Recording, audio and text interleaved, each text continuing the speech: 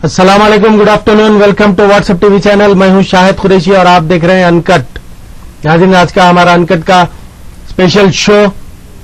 हमारे साथ गेस्ट होंगे आज, अभी कुछ ही देर में हमारे साथ ज्वाइन होंगे वो अनकट में। आरबीआई के रिटायर्ड जनरल मैनेजर जनाब एम यूसुफ साहब अभी कुछ देर में हमसे ज्वाइन हो जाएंगे। आइए, उससे पहले जैसा कि हम जानते हैं बैंकों के हालात, हिंदुस्तानियों के हालात, उस पर गौर करते हैं। Urjit Patel, reserve bank of India के गवर्नर, वेस्ट बंगाल के टूर पर गए थे। हाल ही में कलकत्ता गए और उन्हें जबरदस्त एहतजाज का सामना करना पड़ा, आवाम का, बिलखुसूस कांग्रेस पार्टी के वर्कर्स का। यहां तक कि कांग्रेस पार्टी के वर्कर्स ने उर्जित पटेल के साथ मैन हैंडलिंग भी कर दी। जी हां नाज़रीन, बहुत बुरा वक्त देखने को मिला होगा शायद उर्जित पटेल को डीमोनेटाइजेशन के बाद, 500 और 1000 की नोटों के चलन के बंद के बाद उर्जित पटेल को काफी कठिनाइयों का सामना करना पड़ा, पहली मर्तबा कलकत्ता एयरपोर्ट पर। आइए एक नजर इस पर डालते हैं।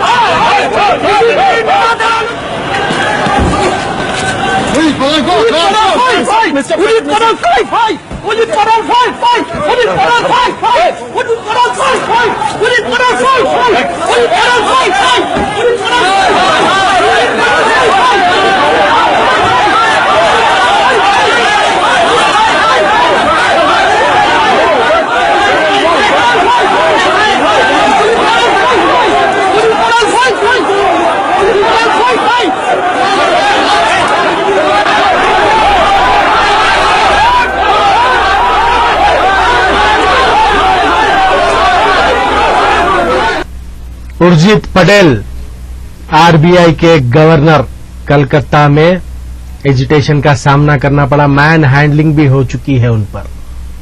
बहुत अफसोस की बात है, डेमोक्रेटिक कंट्री में इस तरह से नहीं होना चाहिए। अब देखते हैं हम उत्तर प्रदेश के बुलंदशहर की आवाम बैंकों के एटीएमों के सामने कतारें लगाकर घंटों ठहरी हुई, बहुत ही प्रॉब्लम्स फेस कर रही है आवाम। ऊपर से सिक्योरिटी गार्ड्स की जबरदस्ती। अब बुलंदशहर के पंजाब नेशनल बैंक के रूबरू महिलाओं ने पुलिस के गनमैन को, पुलिस के सिक्योरिटी गार्ड को चप्पलों से मारा। बर्दाश्त नहीं करी आवाम अपने तकलीफ का। और कांस्टेबल ने क्या किया? अगर जरा सी भी कांस्टेबल की गलती रहती तो शायद एक दो लोगों की जान चली आती, लेकिन बड़ी होशियारी से हवा में अपने गन से फायरिंग कर दी। आइए इस वाकये पर एक नजर डालते हैं।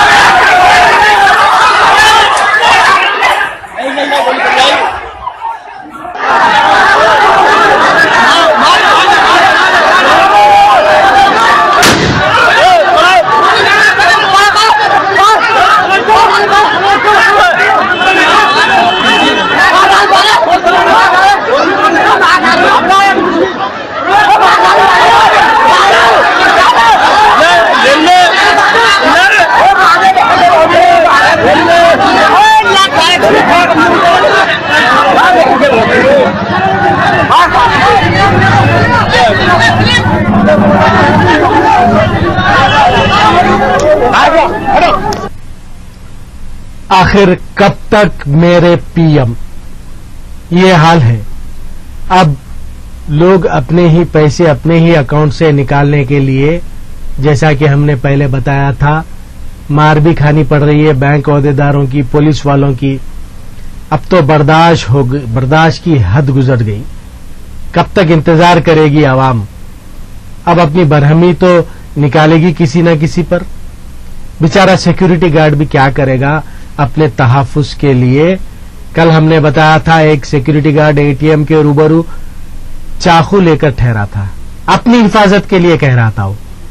आज एक पुलिस का गनमैन अपनी हिफाजत के लिए हवा में फायर कर दिया। सोचिए आप क्या हाल हो गया है हिंदुस्तान का डीमोनेटाइजेशन के बाद। अब ये तो रहा बैंकों से लेकर। दूसरी तस्वीर अब हम आपको बताने जा रहे हैं, एटीएम से कई मुकामात पर तो डुप्लीकेट करेंसी निकल रही है 2000 की। और आज जो हम तस्वीर आपको बताने जा रहे हैं, 2000 की करेंसी, एक ही सीरीज के 3-3 नोट, एक ही सीरीज के 3-3 नोट करेंसी 2000 की, ये निकल रही है एटीएम से। अब इसके जिम्मेदार कौन है, आइए देखिए एक नजर।